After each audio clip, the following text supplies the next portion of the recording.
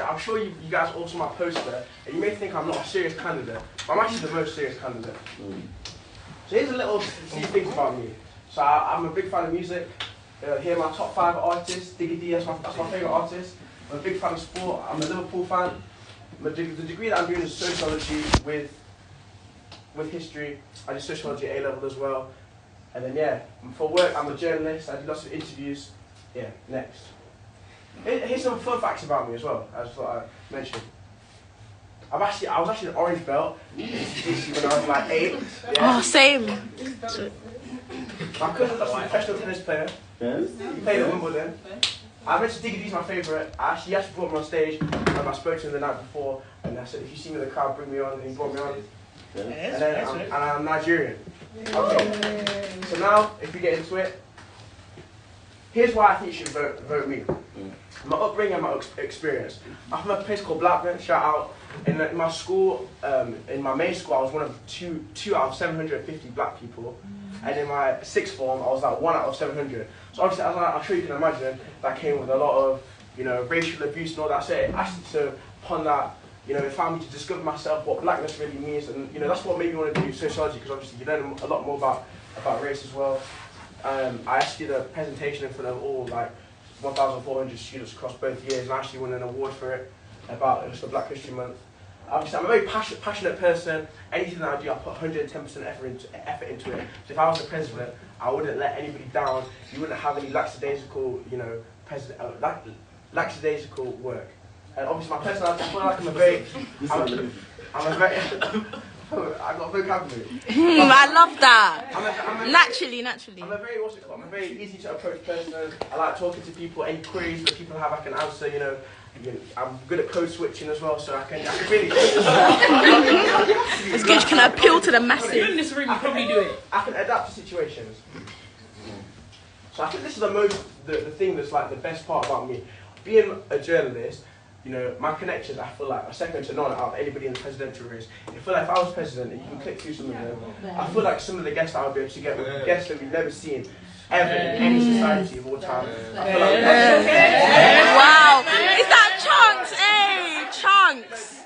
These are wow. the people who I think I'll be able to talk. There's other people that I've met as well, like Nick KSI, but obviously I'm not going to just do all the people that I've mentioned. So yeah, I feel like I would have the biggest events LSE's ever seen, ever. And next.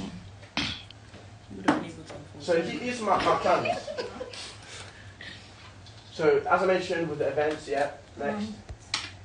So obviously I feel like other people out in the other manifestos, I feel like that's one that everybody wants to do.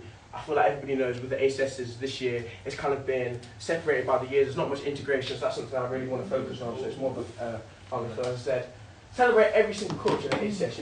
On the independence days of other countries, I want to do special days. Where you try out the traditional foods, dress wear, stuff like that.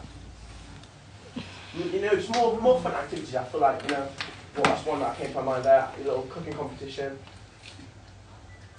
One thing that I feel like, if you guys live at any accommodation, I'm sure you all know, yeah, like the food's not that diverse. And I feel like that's one thing that I want to focus on, because there are. Well, my experience at Bankside, there are black people that we haven't really seen yet. The only time you really see people is when you're at the canteen. And we haven't. There's sometimes we see people you can think I should have seen you. We've been here for months. I feel like if we had a more of a welcoming and cuisine that's more something that black people are more used to, then I feel like that you just want to feel comfortable and have things that you're used to, not just the same old thing that's not really your traditions. And then one thing as well, this is actually more specific, is speaking to a lot of people in the student union and my own experiences themselves. I feel like I found out there's an issue with like black people feeling comfortable reporting issues they've had within LSE. I feel like it's not a secret to say that people think LSE is like at times a bit of a racist institution. Oh, you can't be getting this on camera. We have sponsors. Can't be saying too much. My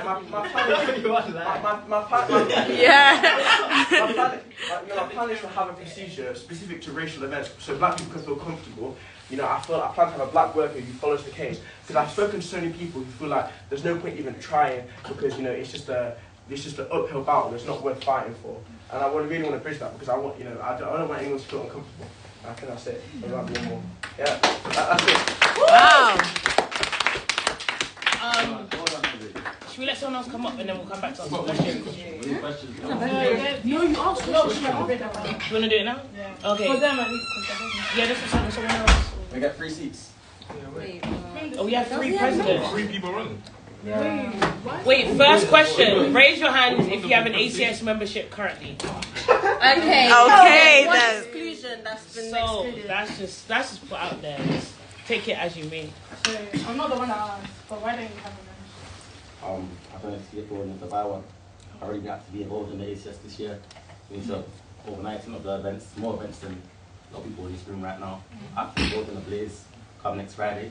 Honestly, all that. Buy the tickets. So even though I have a membership, This Friday. You said that. Oh, that is the next Friday then. Next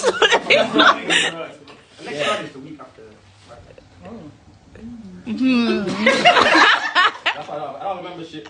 I've been involved with the ACS sports events. I've been there, so Rush can vouch, they can vouch. A Blaze, I'm there. To answer your question. Yeah, sure. Daniel. Sorry. With presidency, it's a lot to balance with your degrees, especially as a Jabril, you guys have a lot going on outside. I'm sure you do too, Jesse. How will you approach balancing presidential duties and everything else that you do? Which side do you want to go? Free reign. You guys said you wanted to free your Cool. So I think for me, from young, like from secondary school, I've always had like a lot of things going on. So when I started secondary school, I was on my basketball team, got finals every week, which was like it's like a scouts club kind of thing. Also at church, I was leading my audio visual communications team. So I've always had a lot of things going on, and the way that I schedule my time, I feel like I do it based on feasibility. So what's practical for me to be able to do this week, not just, so I'll set out every Sunday, like I'll set out a list of things that I'm trying to do, and I'll set out another list of things that is the bare minimum that I want to do, and then I'll try kind of bridge the gap between those 2 things and see what's actually possible. And I feel like over the years of all the stuff that I've been doing, as I've been moving up, doing different things through school, as I know, so as of right now, I tutor, I do basketball on the weekends, I work at Tottenham as well. I've just been able to learn how to balance a bunch of different things, and with ACS president, for example, because I know how important it is, I'm going to carve out more time during my schedule to do that. And also, I managed to grab some funding for a school next year, so I won't have to work as much and I can put more of my time towards ACS. Morrison Aggie says Jesse for president. On the live. Anyone else? I think the main thing is about being organised and having an effective team.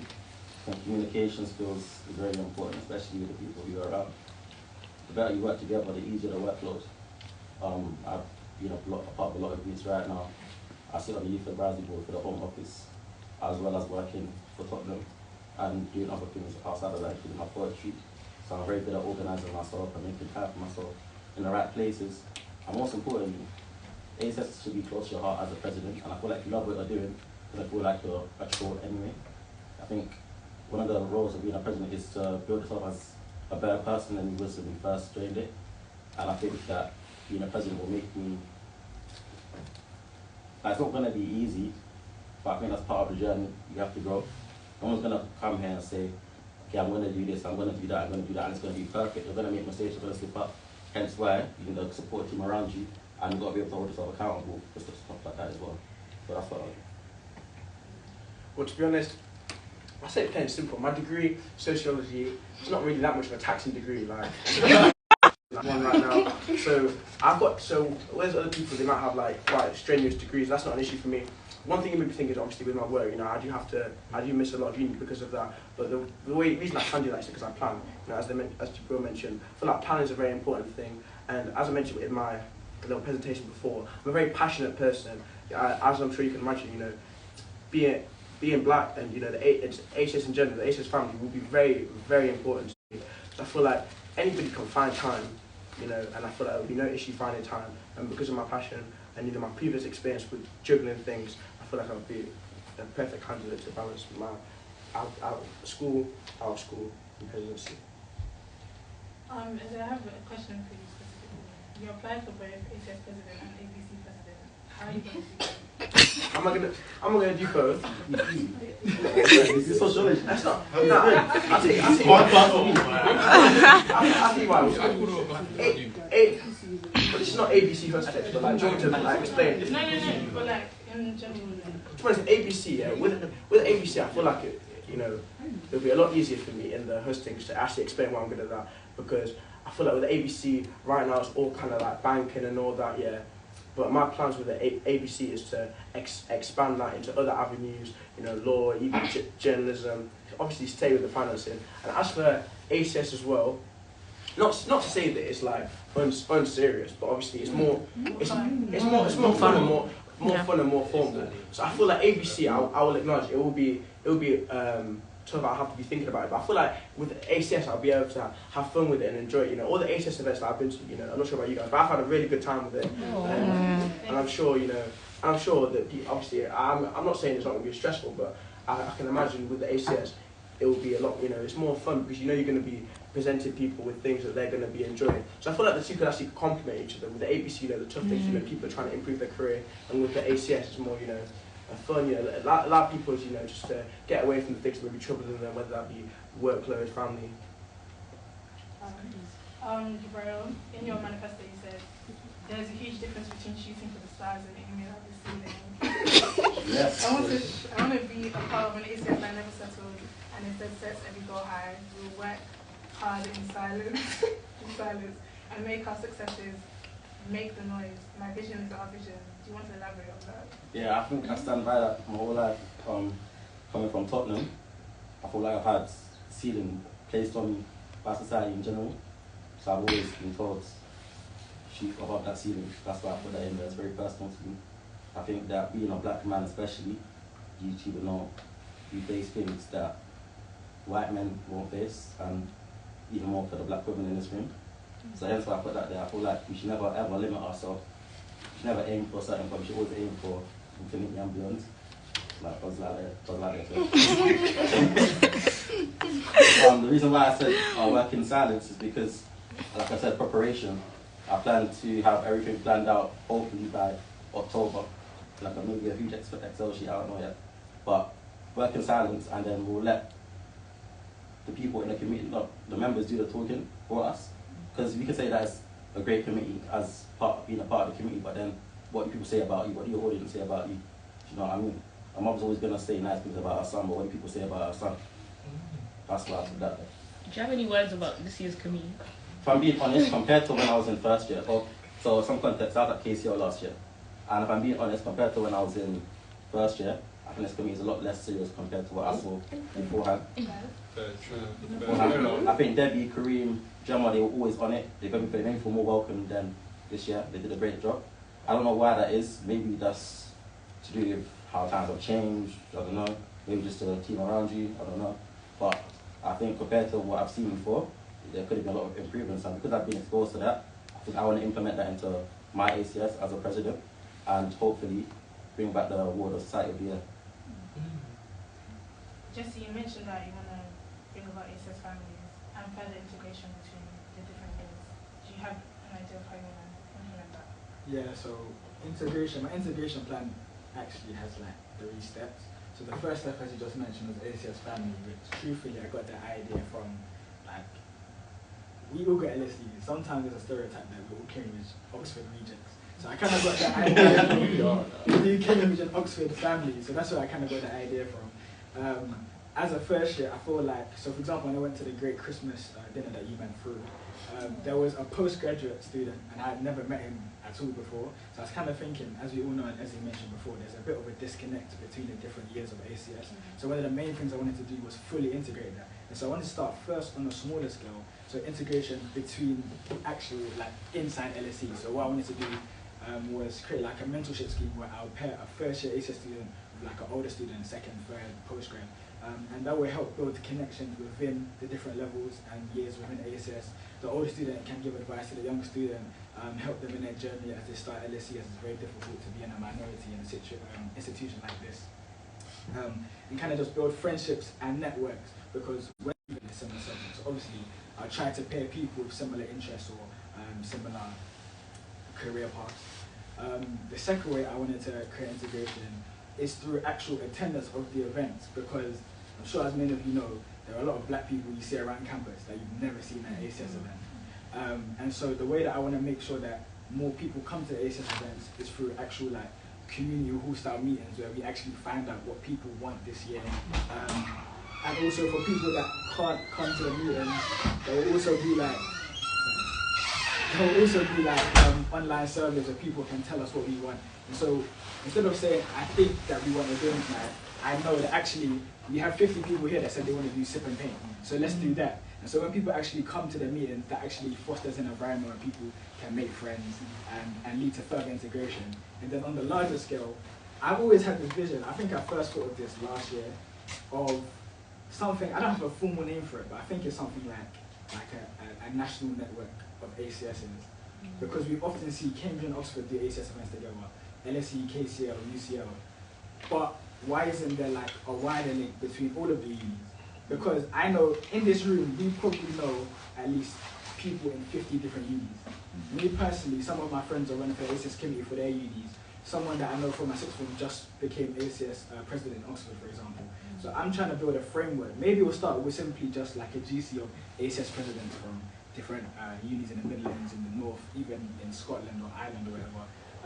And build a framework so we can have big events such as, instead of having like a URL sports day, why can't we just have an ACS sports day where maybe just after term, when people go back home, we can rent out like, collectively obviously, we can rent out like QPR Stadium and have a big sports day.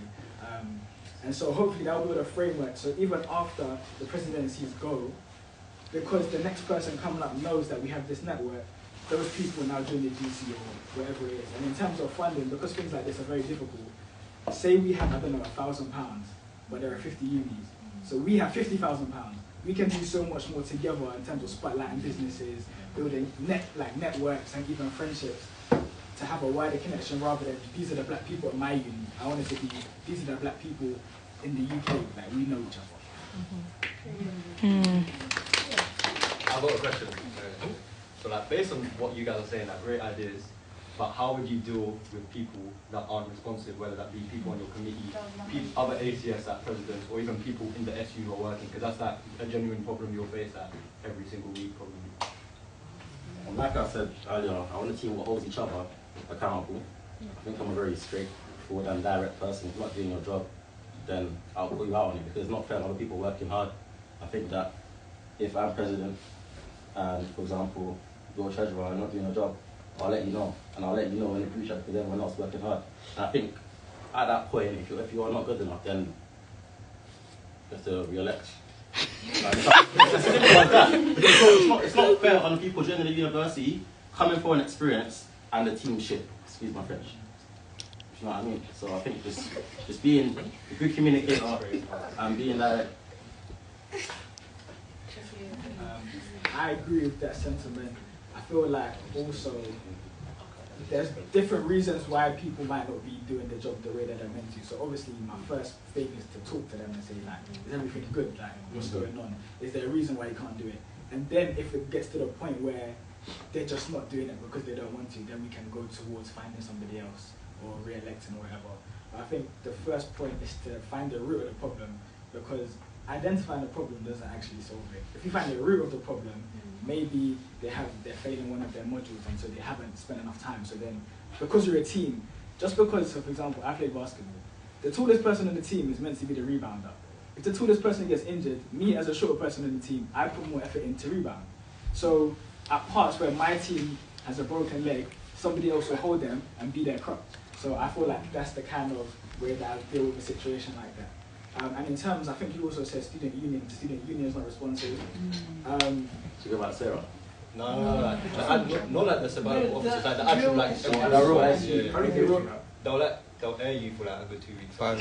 Yeah, see with that, I feel like there's only so much you can do, but what I would try to do is, I'm sure there are proper channels of communication if some people are not being responsive. We're also all on campus, so I will catch you at your office at some point. So I can talk to you. Yeah, that's what we did. Yeah. That's what we did, we want. So that's how I deal with responsiveness. I think, to be honest, you need to set a marker from the get-go. Like, You know, because I feel like once you kind of let it go and like you kind of establish and accept. Not to say you guys have been lazy, but like let's just say hypothetically the team is I'm saying hypothetical, but let's just say the team hasn't been performing to the standards that it should be. If you let that run on, then it gets to the point where there's no point. You know what I mean? This is how it is. It's not going to change. So I feel like you've got to set a standpoint from the start. You know, what's that phrase? It takes like 2 weeks to get into a habit. But so if you're just there consistent at the start, yeah. And you keep pushing, and I feel like once you get into the habit, it's easier to continue with that habit. And also, if someone steps out of line, it's easier to get them back in the line because they've been used to, performing properly, as opposed to, letting it go bad, and then you have to do a massive regroup and a massive revolution, as opposed to, we've been a really good team for the whole time. We're stepping out of line slightly, we'll just come back in. Yeah. And also, as presidents, I feel like the ACS reflects us. You might feel that, Daniel, sometimes. You might have people coming to you about stuff that's not even your fault. Do you know what I mean? So I think we have that on our shoulders as well, where it's like, you have to make sure things are proper, because it's going to be annoying when people are coming to us moaning like it's our fault when it's not. That's it. We've got That's it. strong. Shall I ask the live for any questions? Yeah, ask live. You know how to do that. Do you guys have any questions? Wait, is it audience questions?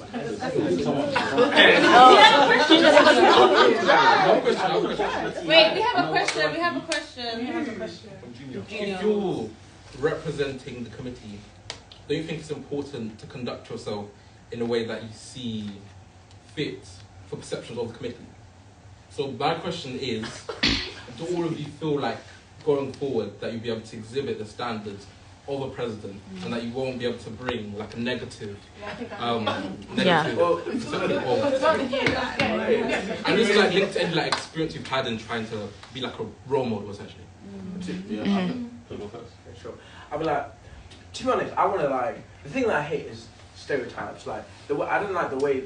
Obviously, I appreciate your question, but I don't like the way you said the way you should be a president.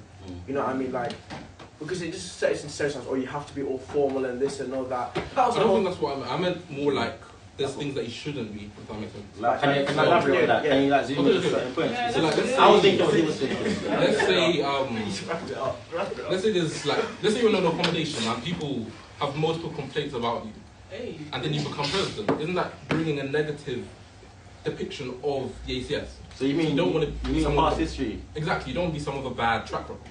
Because that stereotype or those perceptions are going to carry on into you as president.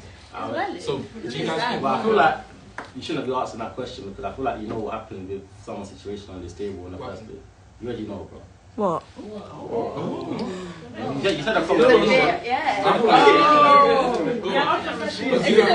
I think it's all live as well. I don't think that's.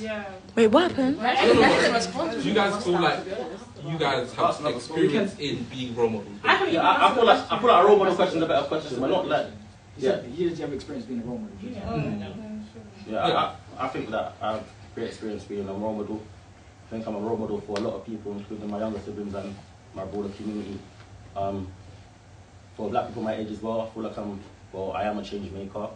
I'm in the room with people like the Prime Minister, Sadiq Khan, conversation with them to make sure that we have positive change so that our futures are brighter than our parents. So in that aspect, I'm a role model, I'm a go-getter, I'm driven, and I know how to lead. I have a question from the live. Someone said, what do you foresee your time commitment? Actually, kind of orders. What do you foresee your time commitments outside of your degree being while you're president? Will you have the capacity to do the role justice? Let me ask that question. Yeah, but I don't feel... Okay. Someone said, what smaller events do you have in mind?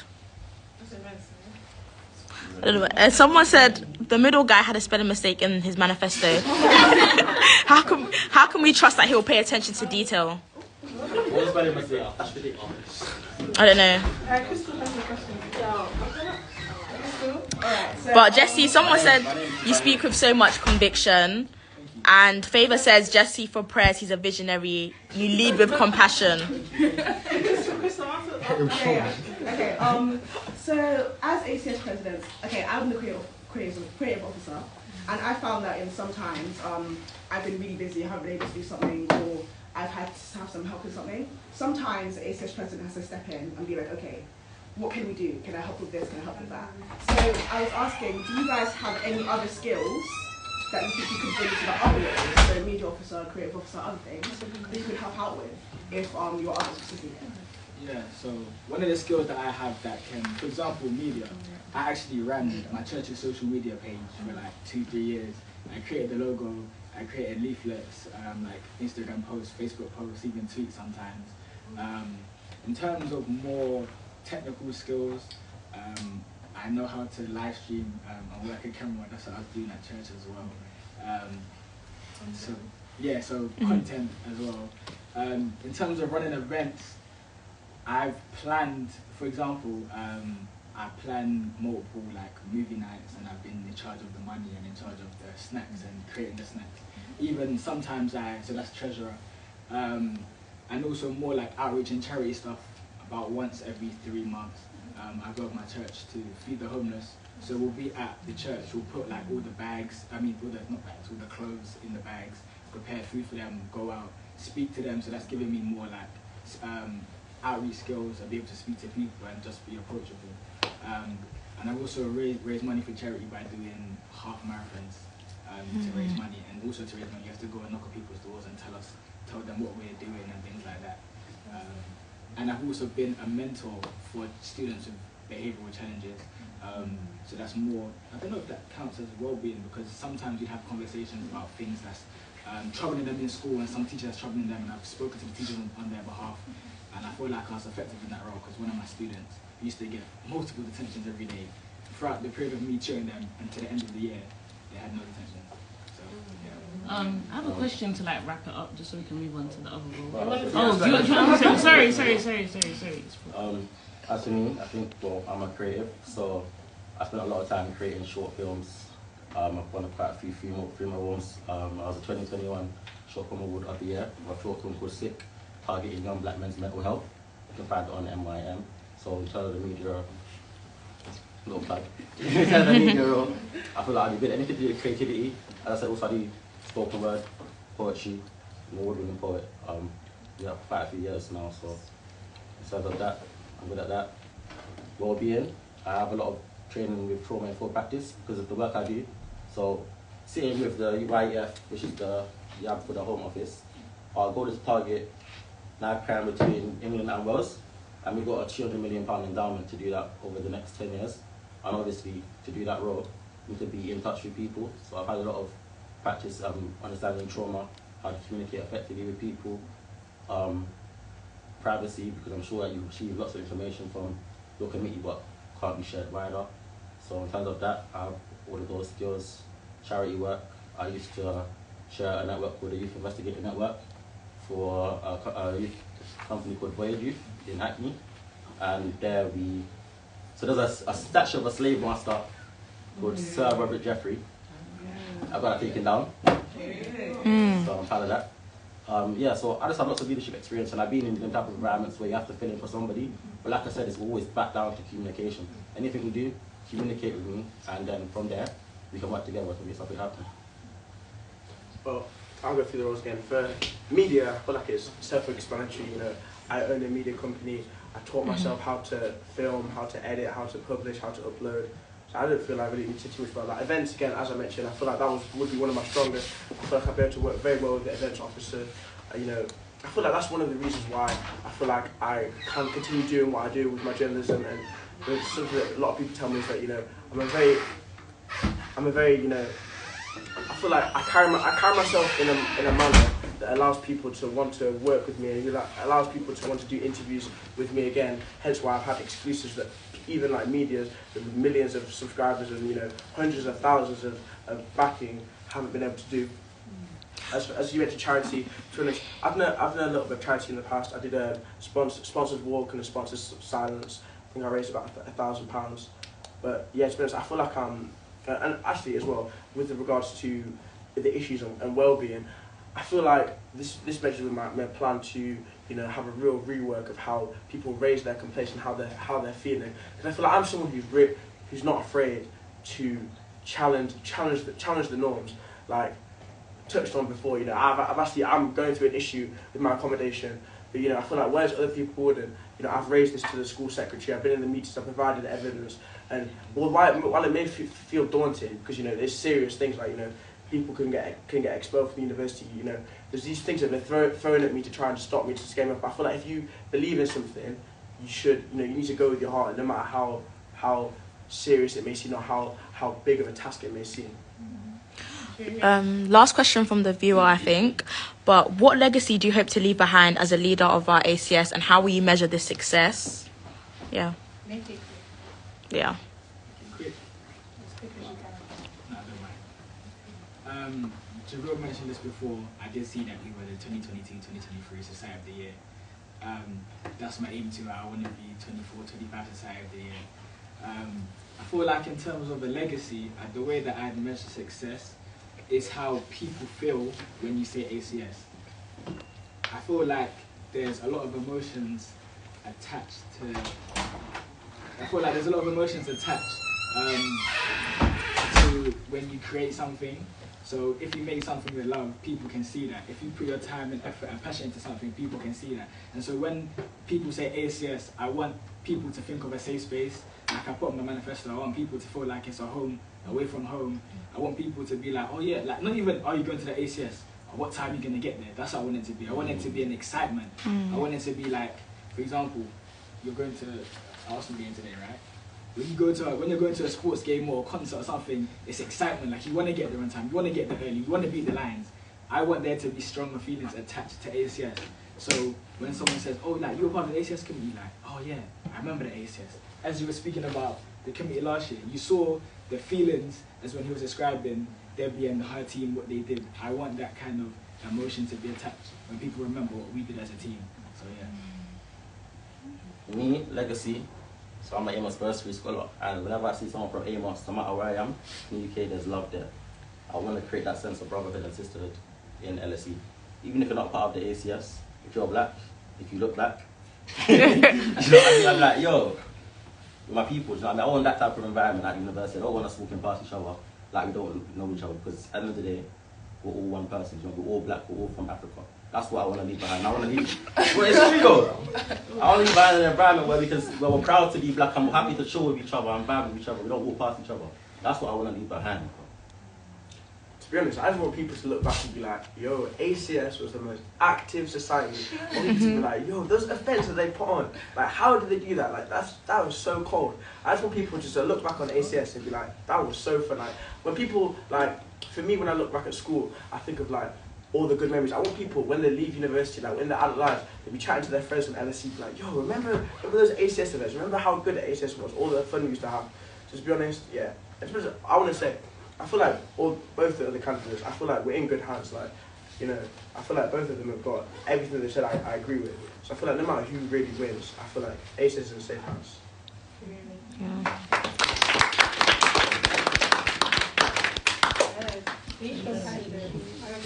Teacher can. BP. I don't know if I should. Wait, is Kiki coming? No, because she said she has to be about 6. So 6.